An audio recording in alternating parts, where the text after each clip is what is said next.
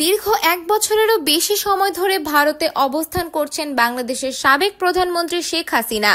তাকে দেশে ফিরিয়ে আনতে সরকার একাধিকবার ভারতের সঙ্গে যোগাযোগ করলেও এখন পর্যন্ত তেমন কোনো ইতিবাচক সাড়া পাওয়া যায়নি। সরকারের বিভিন্ন প্রচেষ্টা ব্যর্থ হওয়ায় এবার শেখ হাসিনাকে ফিরিয়ে আনতে উদ্যোগ নিচ্ছে দুর্নীতি দমন কমিশন দুদক।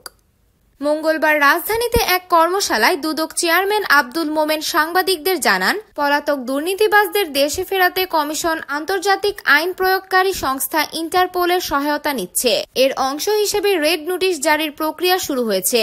তিনি বলেন, এই তালিকায় রয়েছেন সাবেক প্রধানমন্ত্রী শেখ হাসিনা ও তার পরিবারের কয়েকজন সদস্য, যাদের বিরুদ্ধে দুর্নীতির অভিযোগ রয়েছে। আব্দুল মোমেন আরও বলেন, আওয়ামী লীগের শাসনামলে কিছু প্রভাবশালী রাজনীতিক ও ব্যবসায়ী ব্যক্তি নিজেদের ক্ষমতা ও প্রভাব ব্যবহার করে দেশের অর্থনীতিকে ক্ষতিগ্রস্ত করেছেন। তাদের অনিয়ম ও দুর্নীতির কারণে দেশের উন্নয়ন প্রক্রিয়া বাধাগ্রস্ত হয়েছে। দুদক এসব অপরাধের তদন্তে নিরপেক্ষতা বজায় রেখে কাজ করছে এবং কোনো প্রকার রাজনৈতিক বা প্রশাসনিক চাপের কাছে নতি স্বীকার করবে না বলেও তিনি দৃঢ়ভাবে উল্লেখ করেন। তিনি বলেন, দুদক কারো মুখাপেক্ষী নয়।